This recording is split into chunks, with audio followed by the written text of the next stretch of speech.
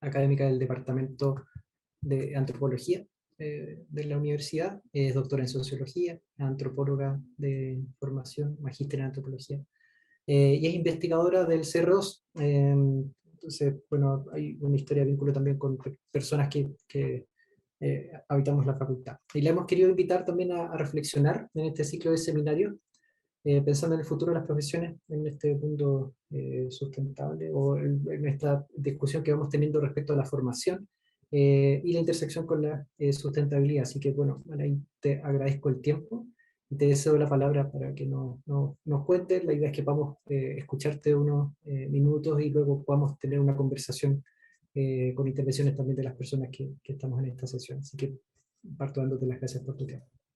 Muchas gracias, Felipe, y muchas gracias por la invitación a quienes han organizado esta instancia.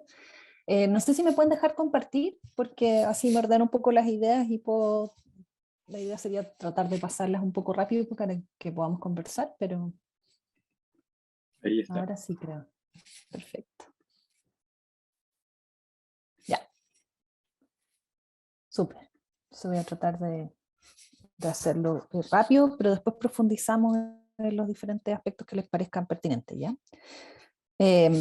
Bueno, cuando hablamos del futuro de las profesiones, ¿no? En un contexto de un mundo sustentable, tenemos que recordar dónde estamos. Una de las formas en las cuales se le ha entregado una etiqueta a la sociedad contemporánea es a través del concepto antropoceno. Independiente de los cuestionamientos, las discusiones que podamos tener sobre el concepto, lo importante de esto, desde mi perspectiva, es esta consideración de una profunda transformación de la sociedad, donde las condiciones de vida han cambiado, ¿no? Y las condiciones de vida han cambiado, están cambiando y van a seguir cambiando de forma muy vertiginosa, no solamente por los temas de sustentabilidad más clásicos que uno observa, ¿no? Y en los que nos dedicamos nosotros a investigar, el cambio climático, también la crisis de biodiversidad, los problemas de contaminación, sino que también porque estamos transitando a una sociedad más envejecida, ¿no? Donde también hay otro tipo de posibilidades de intervención genética en cómo se van desarrollando la descendencia, ¿no? En la población humana, donde también la inteligencia artificial empieza a cobrar cada vez más relevancia, la dependencia de la economía del conocimiento, ¿no? La importancia que tiene el conocimiento en diferentes ámbitos empieza a transformar el tipo de profesionales que necesitamos, ¿no? Y al mismo tiempo cambia una serie de niveles de toma de decisiones, donde empieza a tomar relevancia las decisiones a nivel global, pero también una vinculación con las decisiones a nivel local. Entonces, estamos en un contexto de profundas transformaciones, profundas y rápidas transformaciones, ¿no? A las cuales estamos tratando de entender, y al mismo tiempo, como universidades, nos vemos en el desafío de responder a esas nuevas condiciones. Y esto es bien importante porque en alguna medida uno se podría preguntar sobre la pertinencia de la existencia de las universidades en este nuevo contexto, ¿no? Considerando la disponibilidad de conocimiento, considerando la vertiginosidad de los cambios, ¿no? Las transformaciones que se dan, los tipos profesionales que se requieren, cómo se genera conocimiento hoy día y cómo se va a poder seguir generando conocimiento en el futuro. Entonces, en alguna medida nos vemos obligados a preguntarnos de si las universidades van a seguir siendo pertinentes, ¿no? Si van a seguir cumpliendo el rol que han cumplido hasta ahora. Y quienes pensamos que es importante que lo siga cumpliendo, ¿no? Nos tenemos que preguntar cómo lo hacemos para que la universidad pueda responder a esas nuevas condiciones planetarias, sociales y locales, ¿no? En general. Entonces, en alguna medida uno podría decir que durante mucho tiempo hemos trabajado a partir de una ciencia más bien clásica, donde el conocimiento científico ha tenido un enfoque muy reduccionista, y a partir de ese análisis reduccionista ha podido generar conocimiento hiperespecializado, lo que ha estado muy de la mano de una formación profesional también muy especializada, ¿no? Obviamente estoy hablando a grandes rasgos con análisis muy gruesos, porque podríamos especificar en cada uno de esos ámbitos, pero por el tiempo lo voy a ver así. Y luego hemos enfrentado en el último siglo, uno podría decir, una crisis civilizatoria, ¿no? Donde la complejidad social ha ido aumentando crecientemente, y debido a cómo hemos ido interviniendo en nuestros ecosistemas y el tipo de relaciones que hemos ido estableciendo entre nosotros, finalmente nos estamos enfrentando a una serie de dilemas colectivos que requieren la aplicación de conocimiento científico y requieren profesionales con características particulares, ¿no? Entonces, por lo tanto, uno de los grandes desafíos del siglo XXI no podría decir que pasa por hacernos cargo de una ciencia distinta, que no es que vaya a reemplazar y eliminar la ciencia clásica básica, ¿no? Pero que requiere complementar esa perspectiva para poder hacer abordajes más integrales, donde sobre todo seamos capaces de hacernos cargo de las consecuencias de esas hiperespecializaciones, ¿no?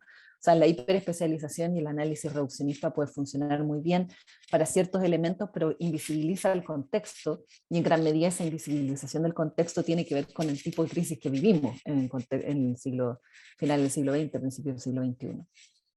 Y al mismo tiempo tenemos que visualizar, analizar y preparar a los profesionales que se requiere en una sociedad con estas características, ¿no? Ahora, cuando miramos a América Latina, evidentemente uno de los elementos críticos de esta sociedad tiene que ver con el uso del conocimiento, ¿no? Y la relevancia que tiene el conocimiento. De hecho, se le ha llamado también la sociedad del conocimiento. Pero cuando miramos América Latina, la verdad es que el tipo de estadísticas que tenemos, vemos que disponibles, ¿no? Vemos que América Latina está muy por detrás de otros centros del mundo, ¿no? Donde a pesar de que tenemos una alta matrícula de educación superior, porque estamos cerca del 12% de matrícula de educación superior, siendo que está a nivel global, ¿no? Y siendo que la población es solamente el 8% de a nivel global, entonces tenemos una tasa más alta que en otros lugares, ¿no? Sin embargo, los graduados, vamos viendo una serie de cuestiones que van bajando, ¿no? En proporción y que claramente dan cuenta de que la educación superior y la ciencia, las universidades en general en América Latina tienen un montón de desafíos en comparación con lo que se ha ido desarrollando a nivel global, ¿no? Cuando miramos la producción científica, por ejemplo, es mucho más baja, 4.5% de nivel global. O también cuando miramos cuáles son las universidades que son clasificadas como dentro de la top 500, ¿no? Y ahí un porcentaje muy bajo tenemos en América Latina, lo mismo con las patentes y para qué decir con los premios Nobel, etc. Entonces, claramente América Latina tiene un desafío. Si lo que hablamos recién es un desafío global, en el caso de América Latina es aún mayor, ¿no? Porque tenemos una brecha en comparación con otros sectores del mundo. Bueno, en una sociedad con estas características, donde miramos el futuro como riesgo, en el sentido de que estamos mirando lo que viene en los próximos años y siendo conscientes de que las decisiones que tomamos hoy día van configurando ese futuro. Nos tenemos que empezar a cuestionar cómo en las universidades nos hacemos cargo de las consecuencias de las decisiones, ¿no? Cómo participamos en esa sociedad del riesgo que tiene que hacerse cargo también de cuál es, tener la reflexividad suficiente para hacerse cargo sobre las decisiones que se toman.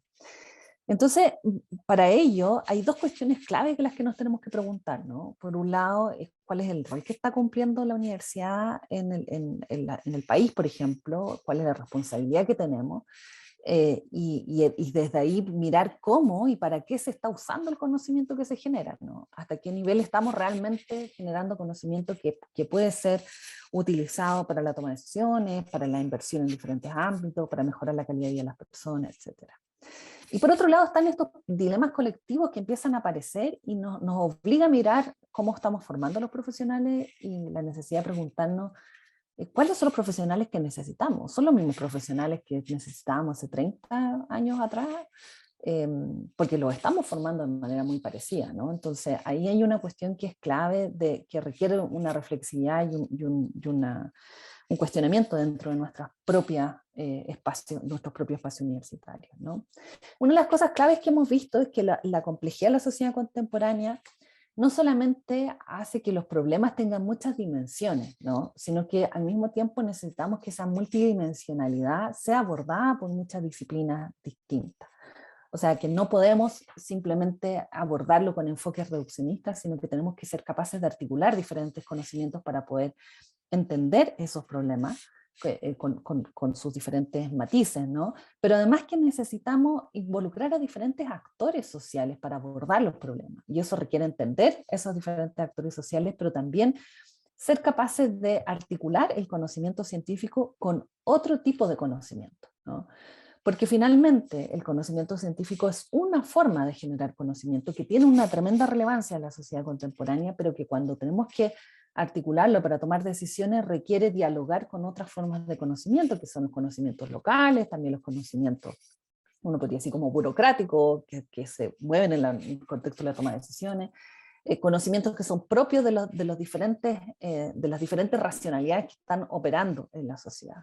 Entonces hay una creciente necesidad de articulación, coordinación y colaboración en la generación de conocimiento, en el uso de conocimiento, y para ello necesitamos profesionales que sean capaces de utilizar el conocimiento, además de generar conocimiento con estas características, ¿no? Y en alguna medida uno podría decir ahí que la profesión, y de hecho hay autores que lo plantean así, ¿no? El concepto de profesión estaría en crisis, en el sentido de que no sería capaz de responder adecuadamente a las transformaciones de la sociedad contemporánea, ¿no? Que son estas transformaciones que hemos estado hablando. Entonces, por eso que el desafío de pensar en cómo formamos los profesionales puede ser crucial, sobre todo cuando estamos viviendo un contexto de crisis ecológica y social, ¿no? Donde hay una serie de demandas de la sociedad sobre cómo formamos a los profesionales, cuáles son las capacidades con las que cuentan para hacerse cargo de los problemas y los desafíos que estamos enfrentando, ¿no?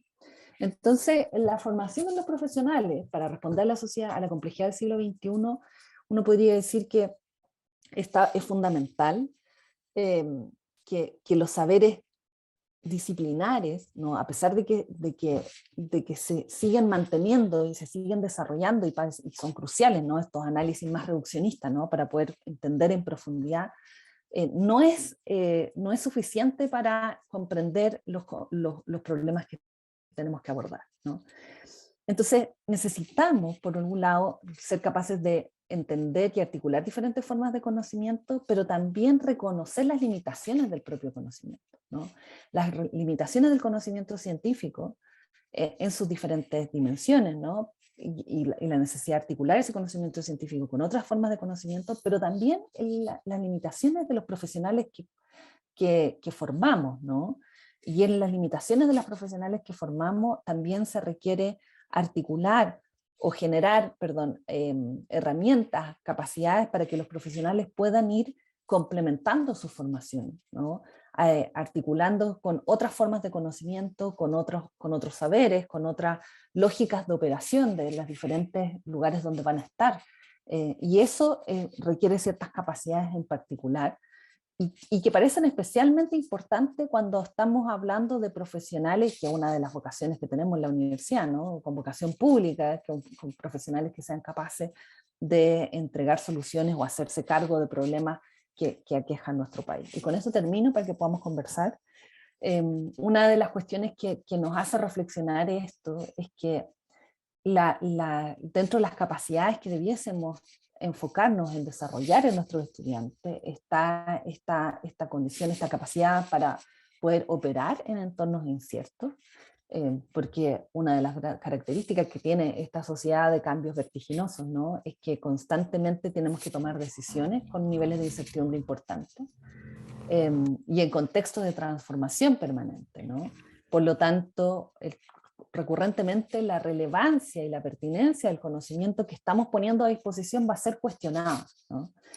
Y necesitamos profesionales que sean capaces de hacerse cargo de eso, de ese cuestionamiento del conocimiento científico, y poder relevar la importancia que tiene el conocimiento científico en los diferentes contextos en los que están operando, pero que además sea capaz de dialogar con otras formas de conocimiento para que pueda seguir siendo pertinente al ser situado, ¿no? También a partir de las características de los contextos donde se encuentra.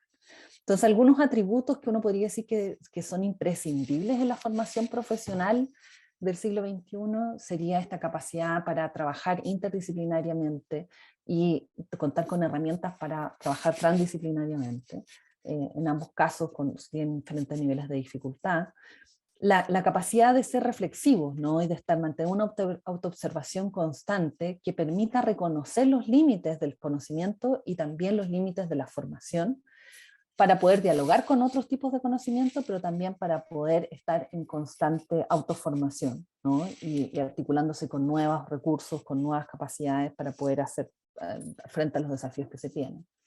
Otro elemento que es crucial, aparece la flexibilidad, ¿no? O sea, la flexibilidad en la formación profesional aparece muy relevante porque no tiene mucho sentido formar profesionales como de manera muy estanca cuando los roles de esos profesionales rápidamente al salir de las universidades empiezan a quedar obsoletos, ¿no? Entonces tenemos que pensar en formaciones que tengan mayor flexibilidad y que les permita contar con ciertas bases, pero que al mismo tiempo puedan ir especializándose y puedan ir transitando entre diferentes formaciones, ¿no? Diferentes herramientas para poder irse moviendo en el mercado laboral. Al mismo tiempo, la capacidad de lidiar con distintas comunidades, ¿no? Con distintas comunidades, porque no estoy hablando de esto como el concepto de comunidad como de caricatura, sino que comunidad en el sentido amplio de la palabra. También en algunos casos uno podría decir incluso diferentes burbujas, ¿no? Que vivimos en ciertas comunidades que pueden ser virtuales, territoriales, profesionales, diferentes comunidades donde compartimos conocimientos, formas de mirar el mundo, compartimos formas de operar en el mundo y las personas transitamos entre estas diferentes comunidades y uno de los grandes desafíos es cómo lograr que el rol de los profesionales siga siendo pertinente en esas diferentes comunidades, con herramientas para tolerar la comunicación en conflicto, ¿no? La comunicación donde va a haber un cuestionamiento a la formación de los profesionales, a la a la utilización de ciertos tipos de conocimiento, y tenemos que tener herramientas para poder lidiar con esas diferentes posiciones. Y finalmente, la necesidad de generar arreglos institucionales que sean más robustos, ¿no?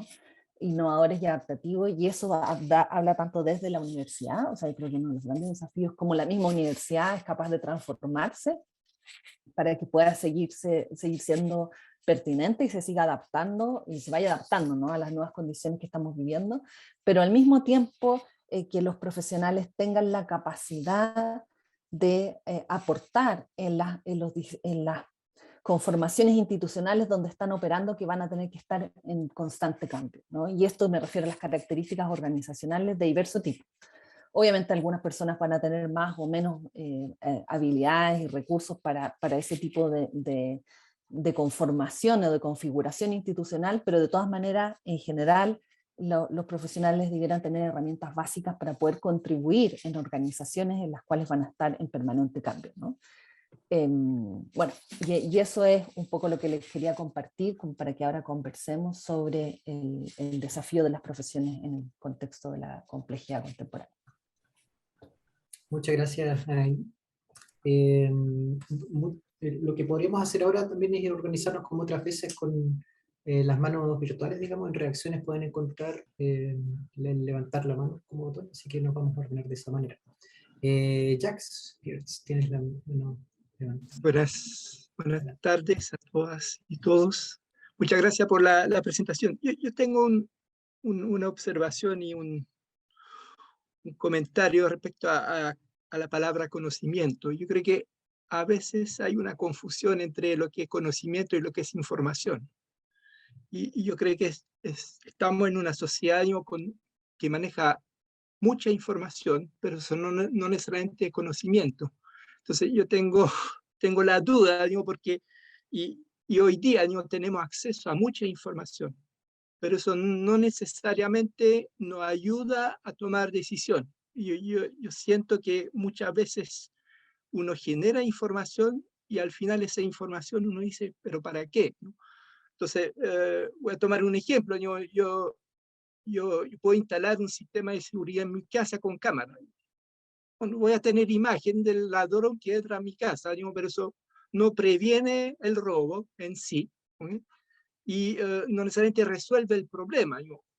eventualmente, si detrás de esa cámara hay alguien que efectivamente va a estar mirando en forma permanente y puede intervenir, ahí sí, digo, pero la información en sí no genera valor, digo, es lo que yo hago con esa información. Entonces, en ese uso recurrente de la palabra conocimiento, yo creo que hay dos cosas. Una cosa que es la información bruta, que no es conocimiento, y el conocimiento en el fondo es la información ya manejada, entendida, y yo creo que en particular en nuestros estudiantes, yo siento que, y en la formación que le estamos dando, estamos enseñando a manejar mucha información, pero eso no necesariamente significa conocimiento. Es decir, yo creo que ahí hay un paso más, y no siempre se da este paso.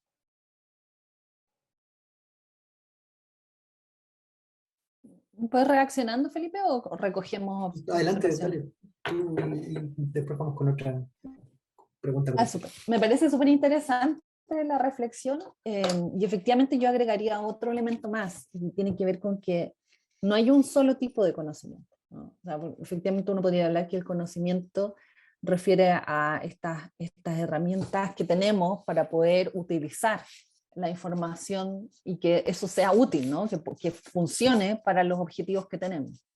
Pero eso, hay diferentes tipos de conocimiento, ¿no? Hay un conocimiento que es cotidiano, por ejemplo, que efectivamente ese conocimiento cotidiano, cuando estamos viviendo el día a día, utilizamos un montón de información que nos es útil para movernos, desde cómo saludar a las personas hasta dónde vamos a encontrar el transporte que necesitamos, o cómo podemos acceder a ciertas cosas. O sea, tenemos una serie de conocimientos que nos permiten movernos en el mundo, ¿no? Y además está el conocimiento científico. Y el conocimiento científico tiene ciertas particularidades, ¿no? Que también es un conocimiento, también es información que se utiliza y que es valorado en la medida que sea útil, pero no útil de utilitario, sino que útil en el sentido de que pueda responder a ciertas preguntas y haga sentido, o que pueda ser aplicado en ciertos contextos. Pero el conocimiento científico cumple con ciertas características que lo diferencia de otros conocimientos, ¿no? Que tiene que ver con estas referencias comunes, esta dimensión colectiva, ¿no? Que se grafica muy bien con la reacción de pares. Uno podría decir que en el fondo el conocimiento científico es un conocimiento que no es porque yo lo he vivido, o porque es mi experiencia, o porque a mí se me ocurre, sino que es algo de lo cual yo participo, ¿no? Es un resultado de experimentos que he logrado sacar, es un resultado de análisis que he logrado hacer en diálogo con otros que han investigado. Entonces hay una referencia externa que hace que sea distinta al conocimiento cotidiano, o el conocimiento como de sentido común, que es un conocimiento que puede ser muy personal, ¿no? Entonces, yo también agregaría eso en el sentido de que no solamente es la información distinta al conocimiento, sino que hay diferentes tipos de conocimiento, y el reconocer esos diferentes tipos de conocimiento es fundamental para poder, para que siga siendo legítimo y siga siendo relevante formar profesionales que manejen conocimientos, ¿no? No sé si me explico con eso. O sea, que tengan conocimiento técnico que esté relacionado con el conocimiento científico. Y ahí hay un tremendo desafío, porque hoy día está constantemente siendo cuestionado el conocimiento debido a el acceso a información, ¿no? A la saturación incluso de acceso a información. Entonces tenemos que, de alguna forma antes uno podía a través del conocimiento acceder a la información, y ahora la información está disponible, hay una saturación de información, y el conocimiento pasa a cumplir un rol un poco distinto, ¿no? Que tiene que ver con cómo se procesa esa información, cómo se logra que esa información sea útil en los diferentes contextos, y considerando el conocimiento científico como un tipo de conocimiento que en alguna medida compite con otros conocimientos.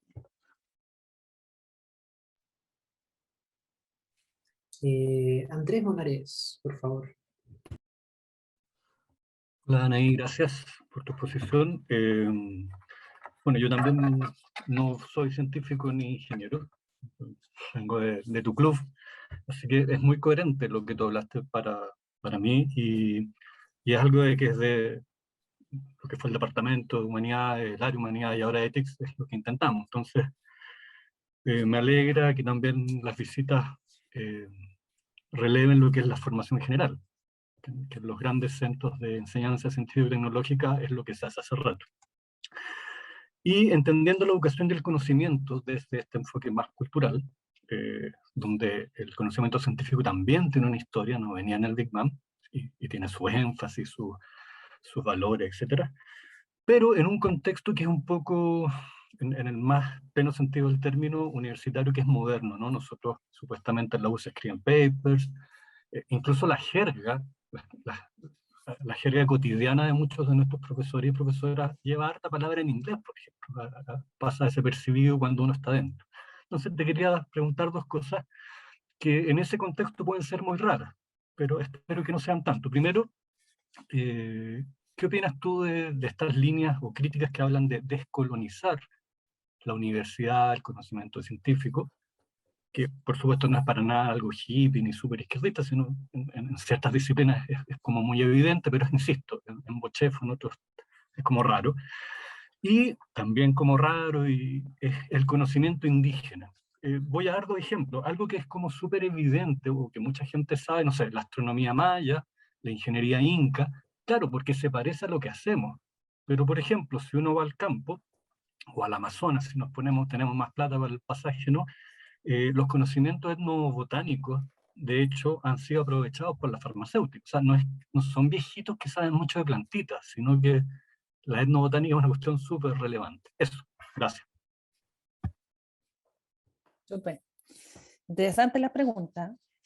Lo primero es que voy a decir algo que yo creo que aquí quizás es bien recibido, pero que en nuestro mundo de las ciencias sociales, como que a mis colegas se les para un poco el pelo cuando yo lo digo, que es que yo considero que la ciencia no se puede descolonizar, en el sentido de que la ciencia es global. Para mí no tiene sentido generar ciencia que sea particular desde ciertos territorios, ¿no? ¿Por qué? Precisamente porque reconozco que el conocimiento científico es un tipo de conocimiento más. No es el único conocimiento. Existen otras formas de conocimiento. Y como conocimiento global, con referencias comunes, que ha ido evolucionando por siglos, ¿no? Creo que cumple una tremenda función. Pero esa función es fundamental que reconozca sus propias limitaciones para poder dialogar con otras formas de conocimiento. Y con eso totalmente de acuerdo contigo, ¿no? El conocimiento de los pueblos originarios, por ejemplo, pues es tremendamente valioso, no solamente para ellos, sino que también podría ser muy valioso si logramos articularlo adecuadamente con el conocimiento científico y generar puentes de diálogo que permitan desarrollar mejores conocimientos, sobre todo para la toma de decisiones, ¿no? O sea, no tiene ningún sentido tomar decisiones sobre lo que sucede, no sé, cómo se adaptan, que es una de las cosas que yo trabajo, ¿no? Cómo se adaptan las comunidades a las nuevas condiciones climáticas, tomar esas decisiones solamente considerando el conocimiento científico global, ¿no? El conocimiento científico global nos va a decir cuáles son las proyecciones climáticas que tenemos para esos territorios, qué es lo que probablemente puede suceder desde el punto de vista de precipitaciones, qué es lo que pasa con los ecosistemas, pero que el conocimiento sobre qué es lo que sucede en ese territorio, no solamente es mucho más pertinente el conocimiento local, o sea, el conocimiento indígena sobre el territorio, sino que también el conocimiento local, la gente que ha vivido ahí por años, conoce su territorio mucho mejor que los científicos que podemos ir y decirle cuáles son las decisiones que tienen que tomar. Porque son conocimientos distintos, ¿no? Entonces, creo que el gran desafío está en ser capaces de articular esos diferentes tipos de conocimiento, ¿no? Y para ello es fundamental lograr algo de humildad en el conocimiento científico, asumiendo las propias limitaciones. O sea, el conocimiento científico es también una construcción, ¿no? O sea, no es que sea más, que sea más verdadero, entre comillas, que otros conocimientos, sino que es un conocimiento que se ha elaborado de una forma distinta, que tiene cierta capacidad y efectos en la sociedad, porque resultan ciertas cosas a partir de ello, pero que no reemplaza totalmente los otros conocimientos. Los otros conocimientos pueden competir en algunos ámbitos, y el desafío está en articularlo, ¿no? Pero la descolonización del conocimiento, la verdad es que yo no le encuentro mucho del conocimiento científico, perdón, no le encuentro mucho sentido porque para mí el gran valor o el valor que tiene el conocimiento científico que hace que tenga sentido protegerlo y ponerlo en diálogo con otros conocimientos refiere precisamente a que es un conocimiento que se construye con referencias comunes que son independientes del territorio de donde se desarrolla, ¿no? Y eso hace que la descolonización no tenga mucho sentido, porque debiese ser global y lo que debiésemos ser es capaces de contribuir desde los diferentes territorios a eso, pero esa cuestión es algo que se aborda de otra manera, ¿no? Fomentando más diversidad, fomentando la participación de diferentes lados, dándole más espacio a conocimiento científico que a veces es ignorado porque viene desde lugares que usualmente no generan conocimiento de nivel global, pero tiene que ver más bien con cómo se hacen las transformaciones organizacionales para lograr que el conocimiento sea respetado, ¿no? y pueda acceder a esas corrientes globales de disputa de conocimiento, ¿no? Pero no hablar de descolonización del conocimiento científico. Ahí me estarían linchando en mi facultad, pero no importa, estoy acostumbrada. En ese momento, después de eso me diría. Podemos hablar totalmente. Es que es muy popular el tema de la descolonización del conocimiento en las ciencias sociales y la verdad es que yo tengo una posición un poco distinta. Gracias, Ana. Siguiendo el orden, levantar la mano por ahí, después Irene y después Reinaldo. Mi pregunta, Anaí, en tu última diapositiva, me hizo mucho sentido la lista de, digamos, ideas que quizás configuran también una formación profesional diferente, más acorde a este mundo sustentable que estamos pensando en el título, digamos, de este seminario. Hay algunas ideas que me parecen especialmente graves e importantes, adhiero, por cierto, y que me quiero detener en ellas para saber tu impresión respecto a cómo cambiar este sistema. Voy a detenerme, por ejemplo, en formar para la complejidad y en fortalecer la capacidad de reflexión. O sea, estamos diciendo en este presente que eso no lo tenemos, o no lo tenemos mucho en la formación. En el presente a mí me parece que eso es súper grave. Y adhiero con tu diagnóstico. Adhiero a tu diagnóstico. Estoy de acuerdo en que son características mucho más significativas de una formación para la sostenibilidad que aprender de reciclaje, para poner alguna figura. Entonces, pensando en esa capacidad de reflexión, pensando en formar en complejidad, me pregunto por el sistema, pensando también en la universidad, en estudiantes, académicos, todo lo que significa la universidad. Y me pregunto, ¿qué hay en ese sistema que condiciona esta situación? Voy a decir, si no estamos formando complejidad o no estamos formando en reflexión, hay algo que lo traba, que no es una cosa, probablemente son varias. Y la pregunta es, ¿qué ves tú como trabas presentes en este sistema para que formemos en complejidad o formemos en reflexión, quizás poniendo el foco ahí primero? ¿Qué ves tú que nos hace muy difícil formar en esas dos palabras? Chuta, qué grandes las preguntas. Podríamos estar mucho rato hablando sobre, incluso solo desde la Universidad de Chile, ¿no? Pero en general yo creo que este es un desafío que va más allá, solo de la Universidad de Chile. Pero sin duda el tema de la hiperespecialización desde el comienzo creo que es una barrera importante. Y ahí ustedes tienen una ventaja en comparación con otro lado, al menos tienen un plan común en ingeniería, ¿no? Pero claro, son en ingeniería y tienen ahí el tremendo rol que cumple ética, efectivamente en darles algunas herramientas de formación más general, cosa que no sucede en otras facultades. Y yo creo que si a mí me preguntaran, yo la verdad es que trataría de impulsar ciertos ramos que fueran transversales a toda la universidad, que tuvieran por objetivo precisamente formar en la complejidad y lograr capacidad reflexiva, ¿no? Que podrían ser, aparte de vinculados con sus propios temas, ¿no? Con sus propios temas, pueden ser en salud, en ingeniería, en ciencias sociales, etcétera, pero que estuvieran orientados a desarrollar eso. y con ciertos elementos comunes que permitan transitar entre disciplinas. O sea, yo creo que ahí hay un desafío importante en la formación, en cómo la diseñamos, y que en gran medida es invisible porque nosotros estamos orientados a formar profesionales con un título, ¿no? Y con un título que desde el día uno le estamos diciendo qué es lo que, a qué es lo que van a llegar, ¿no? A qué es lo que van a llegar y los formamos y diseñamos las mallas pensando en eso. Pero esa formación hiperespecializada es una formación que tiene un tremendo riesgo, que es que cuando salgan ya pueden estar obsoletos, ¿no? Entonces, me parece que es muy importante lograr formar profesionales que sean más flexibles, que tengan la posibilidad de salir con ciertas herramientas, pero que lo importante no sea solo las herramientas puntuales para la especialización que tienen en ese momento, sino que lo más importante de su formación sean las herramientas más transversales que le permita después transitar en diferentes trayectorias laborales, ¿no? O sea, nuestros estudiantes van a tener trayectorias laborales muy complejas, no van a ser las personas que trabajan 30 años en Endesa, ¿no? Es otro mundo, entonces para ello necesitamos formar ahí, y me parece que nos falta mucha conciencia de este tema. A mí me dio gusto cuando con Reinaldo hablamos sobre hacerle esta conversación, ¿no? Porque la verdad, por ejemplo, a mí me han invitado de México a hablar sobre estos temas, de Perú, he hablado también de estos temas, y es primera vez que me proponen hacer algo así en Chile, en mi propia universidad. Entonces, yo creo que nos falta reflexión de este tipo. Y mirar nuestros diseños de una manera más transversal en la universidad.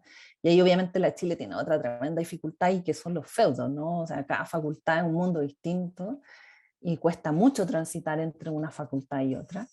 Y lo dice alguien que tiene mucho éxito en eso. O sea, a mí me cuesta reconocerme como parte de la Facultad de Ciencias Sociales porque siento que trabajo mucho más para la universidad de manera transversal que para la facultad.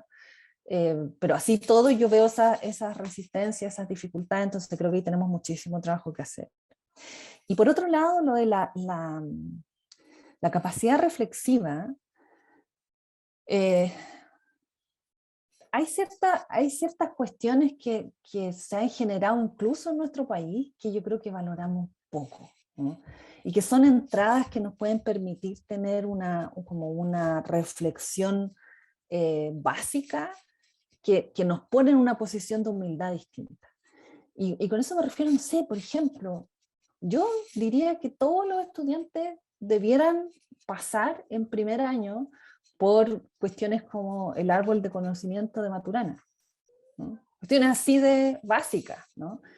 Que solamente al estudiar y aprender eso te ponen en una posición reflexiva y de humildad distinta, ¿no?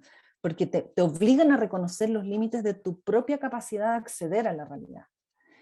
Y creo que el asumir la complejidad del mundo, la incertidumbre y la arbitrariedad de nuestros propios conocimientos es básico para mantener una capacidad reflexiva, ¿no?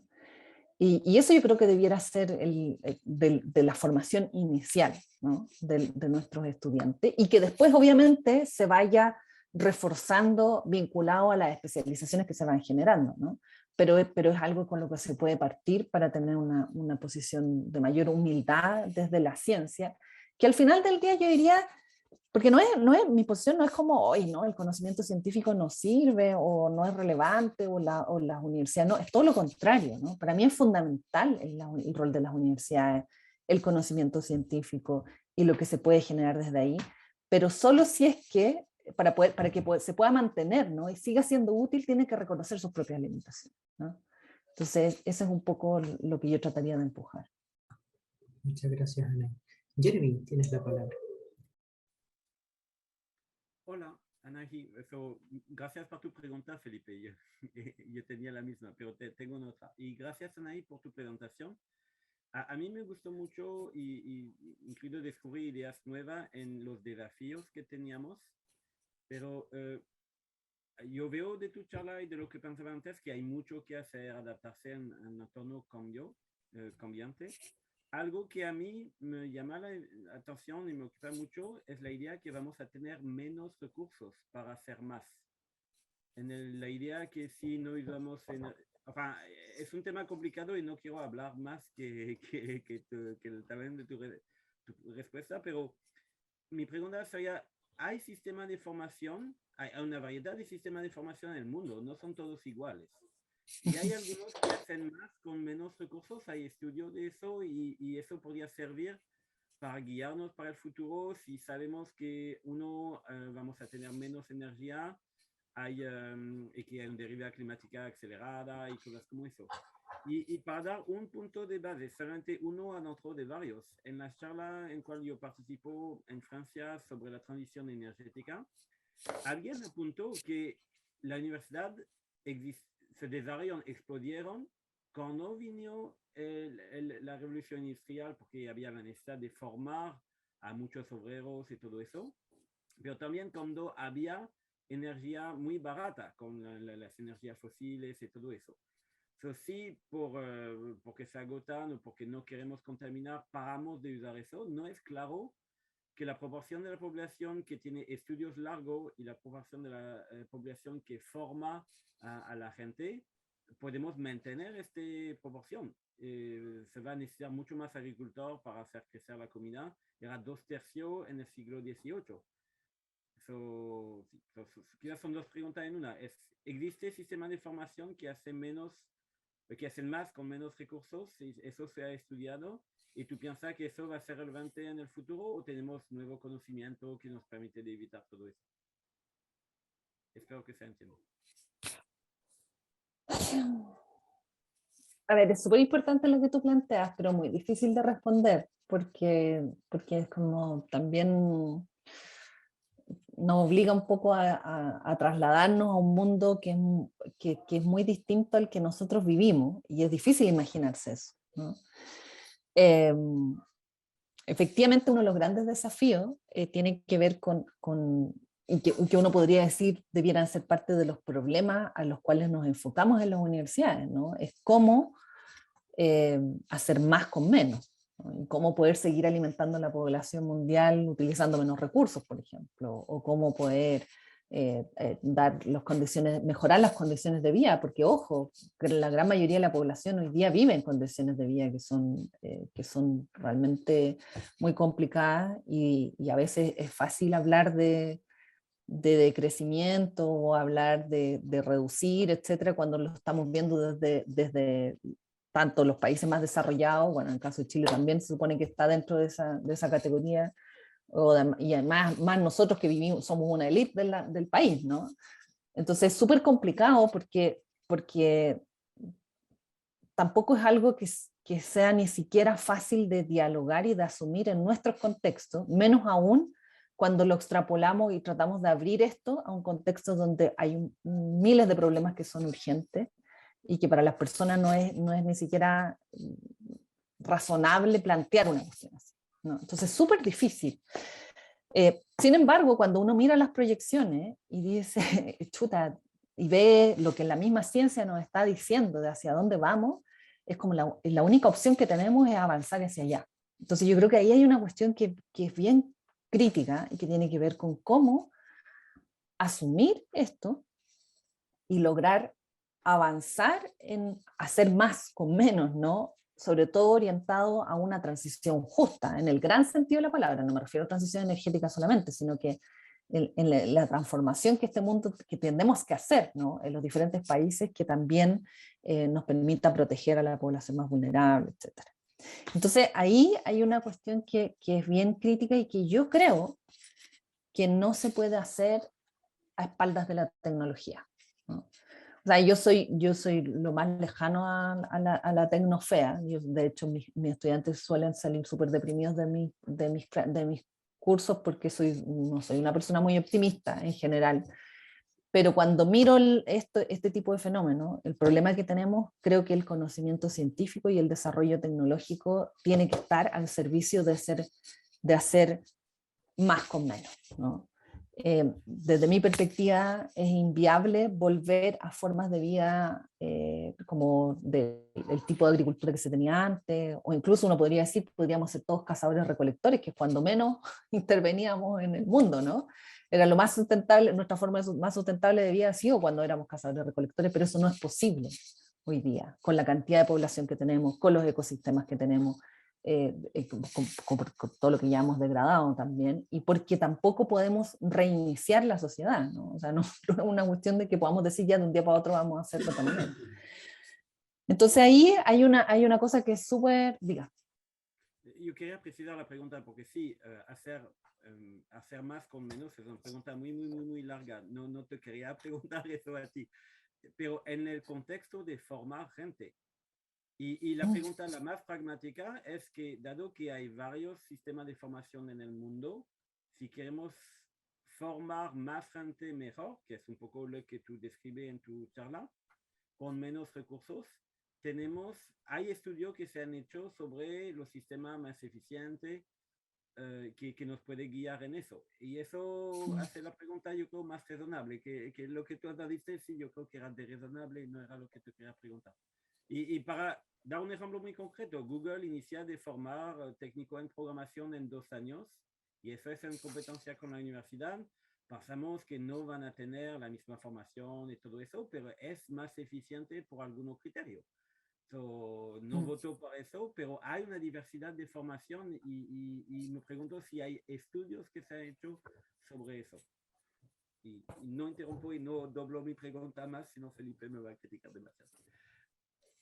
Ok, no, me parece, sí, efectivamente hay modelos donde se han estado avanzando más rápido en estos cambios curriculares, en enfocarse en formar de maneras distintas, pero tengo la impresión de que al menos cuando me ha tocado compartir en ciertos encuentros internacionales sobre estos temas, que estamos todavía en general a nivel global tratando de entender lo que sucede y paralelamente tratando de transformar nuestras universidades. Entonces no es tan fácil seguir recetas, no es que existan recetas que ya estén probadas, y más aún cuando estamos hablando de la realidad latinoamericana, que es bien particular, ¿no? Que no es tan fácil seguir caminos ya hechos. Lo que sí, obviamente hay que considerarlo, y ahí, por ejemplo, la formación transversal es crítica, la formación especializada más corta, más acotada, que efectivamente te permita transitar entre diferentes especializaciones, la complementariedad de especializaciones, en general la flexibilidad es algo que ya está probado y que cuando uno mira desde ahí nuestra universidad se agarra los pelos, ¿no? Entonces, claramente ahí son cuestiones que ya están más avanzadas y que debiéramos trabajar, pero hay una cuestión que tiene que ver con el ser capaz.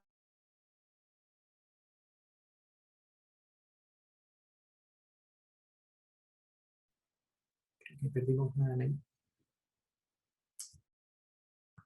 Esperar un poco. La perdimos, buenísimo. Sí.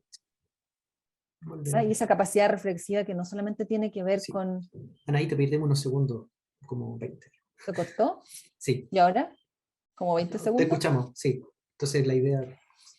Perdón, pero bueno, me refería a que la capacidad reflexiva pasa a ser súper importante, porque no solamente es el asumir los límites, las limitaciones que tenemos en el conocimiento, las limitaciones que tenemos como profesionales, sino que es también asumir la dependencia, por ejemplo, que tenemos de los otros seres humanos y la dependencia que tenemos de los ecosistemas, ¿no? O sea, creo que la capacidad reflexiva que necesitamos desarrollar en los profesionales es mucho más profunda que solamente acotada a su ámbito profesional, sino que también tiene que ver con una reflexividad de lo humano, ¿no?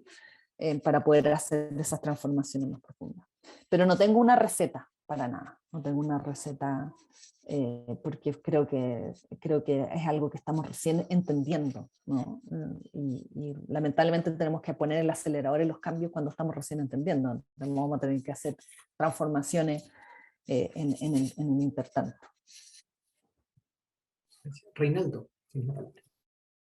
Gracias. Anaí, te voy a hacer una preguntita que tiene harta relación con lo que estaba preguntando Felipe. Yo creo que quizá una parte ya la respondiste, pero igual quiero hacerla a ver si hay algo más que puedas como complementar, que ya haciéndole un poco más a la bajada a nuestro entorno, a la universidad, como qué oportunidades ves para poder trabajar esto que tú mencionas, porque Felipe preguntaba un poco como las barreras, pero ahora como qué oportunidades o espacios ves donde podemos como atacar o empezar a trabajar, por último entre nosotros que estamos aquí, que estamos un poco más motivados yo creo con la temática. Hay varias oportunidades. Yo creo que una cuestión que es clave en la Universidad de Chile es las capacidades que tenemos tanto entre los académicos, el personal en general y los estudiantes, ¿no? Porque todavía la Universidad de Chile convoca a gente que tiene no solamente muy altos niveles de excelencia, ¿no? Académica, convoca a gente que tiene mucho compromiso por los problemas país. Y ese compromiso por los problemas país hace que nos preocupe que sea pertinente lo que hacemos, ¿no? Y que tenga sentido lo que hacemos.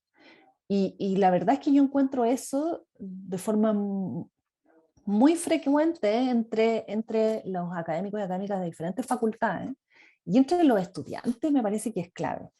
Tengo la impresión de que todavía perdemos mucha de esa energía, ¿no? Como que la burocracia nos atrapa un poco y creemos que no se pueden hacer las cosas, o los estudiantes no acceden a información. Me parece que ahí perdemos muchas oportunidades.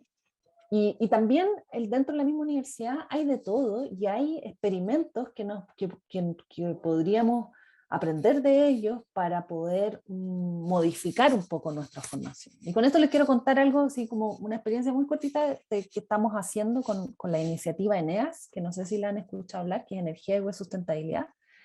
Y en esa iniciativa llevamos trabajando 2 años solamente, y en esos 2 años hemos desarrollado varias instancias formativas para estudiantes de pregrado y posgrado que están haciendo sus prácticas, sus tesis. Hemos colaborado entre académicos de diferentes facultades, etc. Y es bien impresionante el compromiso que hay en general, las ganas de hacer cosas, a pesar de que hemos estado en contexto de pandemia, que estamos hasta el cogote de tiempo, ¿no? Estábamos todos medio agotados, porque yo encuentro que en general la gente de la Universidad de Chile, cuando ve que lo que está haciendo tiene sentido, tiene algún nivel de impacto, está dispuesto a participar y está dispuesto a hacer esfuerzos que van mucho más allá de lo que debiera hacer. Y eso es bien de la cultura de la universidad, de nuestra universidad, que creo que podríamos, es una tremenda oportunidad, ¿no?, para poder hacer transformación.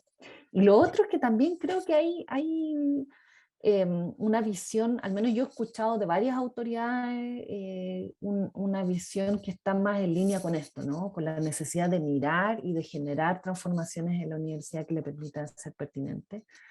Y eso también es una oportunidad, porque yo diría que hace algunos años atrás no estaba ese cuestionamiento. Yo diría sí lo está. De hecho, estamos también viendo la posibilidad de hacer una formación complementaria a través de ENEAS para toda la universidad, donde puedan los estudiantes obtener una certificación más flexible que pueda responder un poco a estas lógicas. Entonces sí hay posibilidades, hay voluntad política, creo que tenemos los recursos, más que monetarios, los recursos humanos necesarios para hacerlo, y me parece que la Universidad de Chile, por la riqueza que tiene, es un lugar donde precisamente podemos innovar en estos temas, a pesar de lo que implica mover las estructuras de la universidad, ¿no? Pero yo soy más bien de la idea de que siempre se puede. Gracias. Tengo un comentario a propósito de tus reflexiones conectado con mi punto. En algún momento hablaste de esta idea de, por ejemplo, que los estudiantes puedan entender textos o ideas. Por ejemplo, estudiar el árbol de conocimiento de Maturana, un ejemplo de algo que te invita a la reflexión, y entonces esa clase de reflexión va a ir fortaleciéndose en la medida que reflexionamos. Es casi como citar a Maturana, en la misma idea, ¿no? Ahora, ahí, fíjate que parte de nuestra manera de entender, yo lo veo de repente también en lo que vamos haciendo en las mallas. Creo que se vuelve algo reduccionista respecto al problema. Creo, en mi opinión, ahí quiero saber la tuya al respecto. Al menos en las ingenierías y ciencias de la facultad hicimos una renovación de mallas que yo creo que fue afortunada en algunos casos y en otros retrocedimos. Al respecto, por ejemplo, de la salida de cursos humanistas de la formación, por ejemplo, yo creo que eso fue una pérdida, ¿no? Yo creo que ahí nos equivocamos.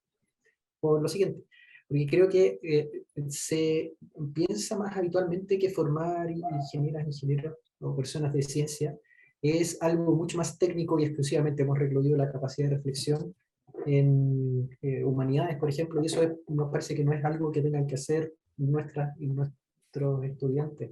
Eso es lo que decimos a través de la malla.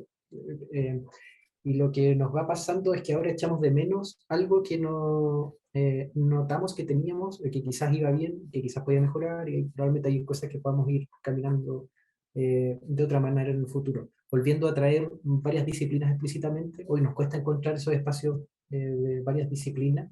Probablemente hemos discutido y los queremos, pero creo que los hemos perdido. Entonces, de repente confundimos el problema. El otro día conversaba con una persona a propósito de métricas de sustentabilidad y tenía todo que ver con esto de reducir y confundir el problema. De repente pensamos que hay que hacer más con menos, y de repente es parte de nuestras preguntas y respuestas. Yo entiendo que eso es una presión, pero en términos de formación, a veces no se trataba de eso. De repente nos tenemos que preguntar si había que hacer más con menos y hacer qué. Y probablemente hay un montón de preguntas que no estamos acostumbrados a hacer. Lo digo yo también como académico. Probablemente lo que va pasando con nuestra realidad es que la invitación a reflexionar es poca, y condiciona un poco eso de que podemos hacer en la formación. No sé si las académicas o académicos voy a decir como yo, por ejemplo, podemos pensar en una malla que esté más adaptada a las ideas que tú propones, porque creo que habitualmente no lo tenemos en el cotidiano. Me parece que eso condiciona un poco la construcción de las carreras, condiciona un poco la formación misma. Entonces me pregunto cómo empezamos a trabajar en esa capa con las personas que somos, que como tú yo también pienso, tenemos un grupo muy variado, probablemente también comprometido, interesado en temas, pero probablemente hay muchas cosas que ignoramos y no estamos acostumbrados a esa posición. A decir, sabes que yo no sé de esto, pero debe ser importante, y probablemente no nos metemos mucho ahí. Tu reflexión al respecto, no sé cuál es, pensando en las personas que ejercemos la docencia.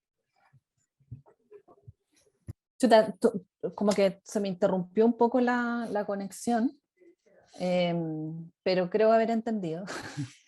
Y yo diría que efectivamente tenemos que hacer un trabajo a nivel de académico y académica, ¿no? O sea, yo creo que ahí hay una cuestión que debiésemos hacer con mayor profundidad, de entender que nos requerimos mutuamente, ¿no? Yo creo que hay un tema de desvalorización también de otras disciplinas que finalmente terminan jugando en contra. Y por otro lado, también, no sé, yo les digo, tengo muchos colegas que como que son reacios a trabajar con otras ciencias y todo, y digo, bueno, pero si no lo haces tú, si no haces el esfuerzo de aportar en ese contexto, finalmente se termina haciendo igual sin ti. Entonces, hay un aprendizaje desde las diferentes disciplinas de asumir que nos requerimos mutuamente. Y junto con ello, el diseño de mallas, o sea, o de diseño de formación curricular que sea más flexible, porque además lo que estamos, no solamente flexible hoy día para que los estudiantes se puedan mover y puedan tomar según sus intereses diferentes especializaciones, ¿no? Sino que es flexible en el sentido de que podamos entregar bases que les permitan hacer esos movimientos, ¿no? Ciertas bases, ciertas asignaturas que nos permitan entregar ese piso común. Y además de eso, un diseño que tenga la posibilidad de irse adaptando a los tiempos. Porque también tenemos que asumir que, por ejemplo, ese tremendo trabajo que ustedes deben haber hecho con la malla, a lo mejor en el momento que se hizo parecía pertinente y ahora ya no tanto, y no pasaron tantos años, y no puede ser que tengamos que hacer todo de nuevo tan difícil para poder hacer otro ajuste, ¿no? Y creo que cada vez nos va a pasar más, que vamos a hacer ajustes y en poco tiempo ya no van a ser suficientes. Entonces tenemos que pensar en mallas que en sí mismas sean adaptativas. Y eso también es un desafío de diseño que tenemos que quizás también mirar cómo se ha estado resolviendo en otros países, pero tengo la impresión de que es un desafío bastante transversal, ¿no? Estamos recién aprendiendo. Pero sí, ahí la formación transversal en la universidad yo creo que es fundamental. O sea, yo definiría ciertas contenidos, o sea, ciertas capacidades que tendrían que ser impartidas en todas las carreras, ¿no? Como básicas, y que eso también es lo que permitiría después transitar y ser más flexible en las especializaciones, ¿no? Y eso implica pensarnos como universidad de una manera distinta, no fragmentada por facultades, ¿no? Requiere un diálogo también entre disciplinas diferentes. Jeremy, y cerramos con tu intervención. So, Tú hablaste mucho en tu charla de la importancia de la transdisciplinaridad y salió un poco también en las preguntas.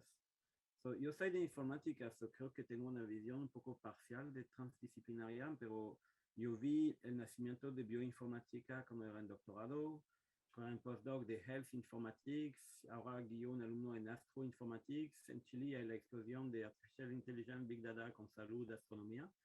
Esos son multidisciplinarios, pero tuvieron problemas porque fue muy lento la aceptación cuando tú sometes a la revisión por pares. Tú puedes tocar a alguien de biología o a alguien de informática y tiene punto de vista criterio muy distinto. Hay ejemplo para la formación puede ser súper simple de tomar un profesor del tema A, un profesor del tema B, y tengo una formación donde los alumnos reciben de los dos, y eso es una formación polidisciplinaria. Un proyecto de investigación es mucho más difícil, pero la charla de hoy es más sobre la formación. Pero hay mejores maneras de hacer formación. ¿Tú tienes algo en mente cuando tú hablas de la necesidad de hacer formación multidisciplinaria? ¿O por el momento la mejor manera es solamente de contratar profesores de los 2 o 3 campos que queremos cazar? Y espero que sus alumnos van a combinar los memes, los conceptos científicos de todos, y que adentro de la progenitura algunos van a hacer, por la teoría de la selección, va a ser mejor.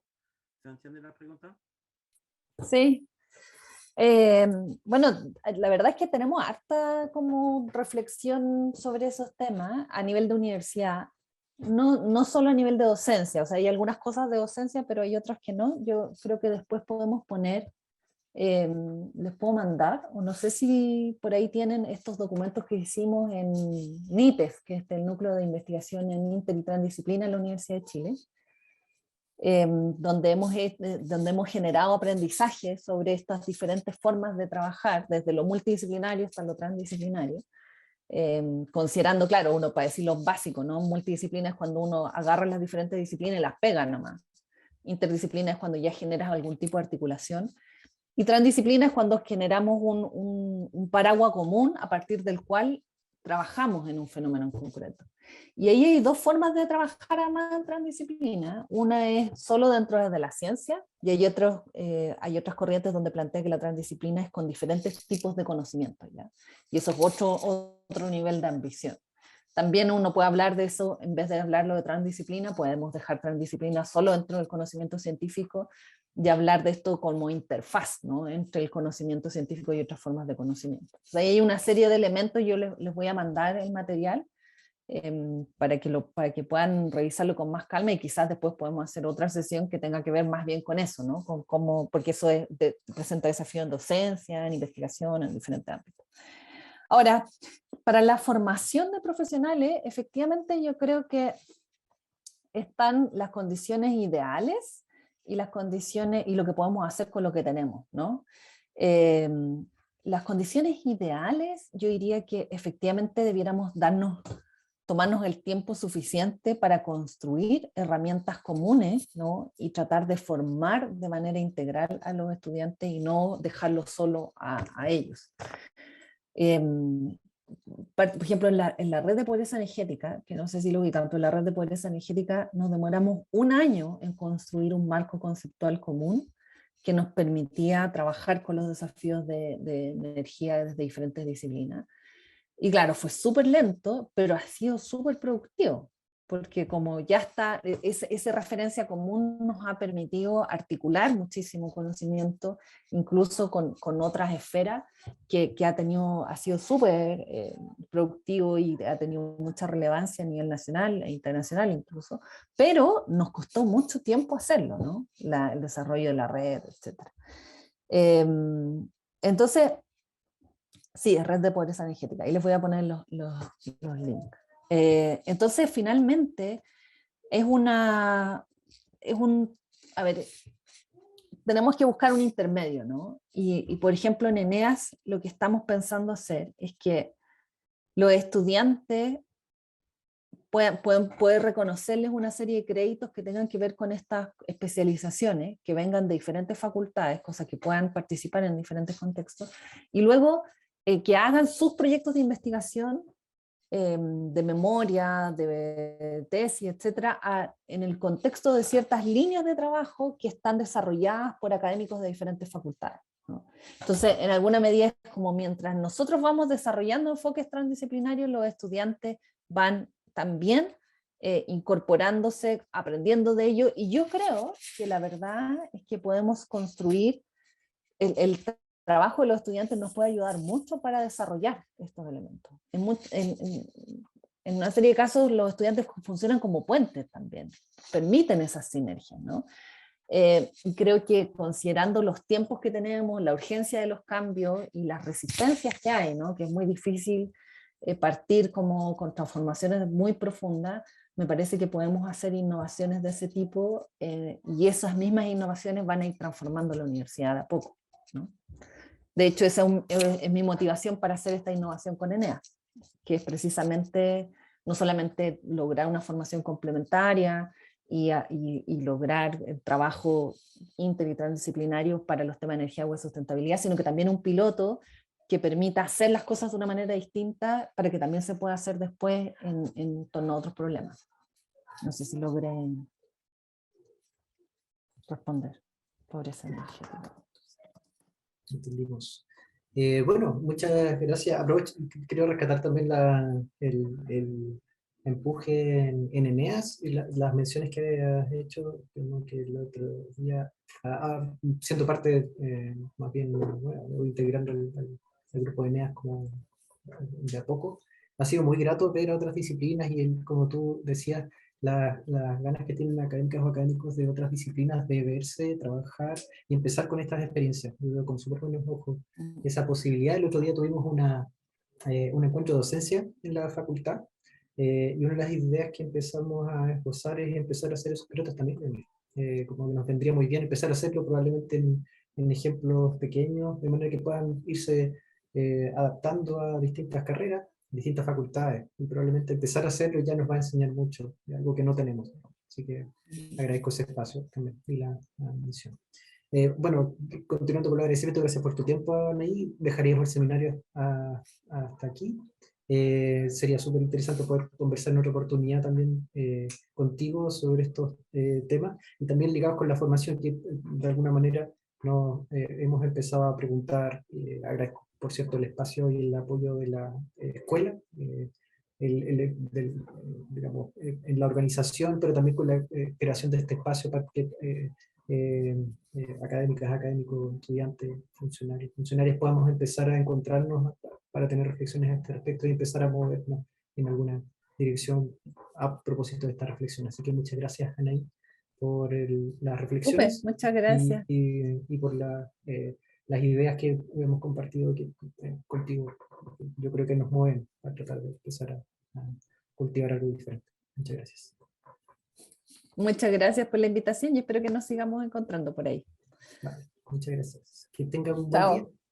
Chao. Chao. Chao, nos vemos. Gracias.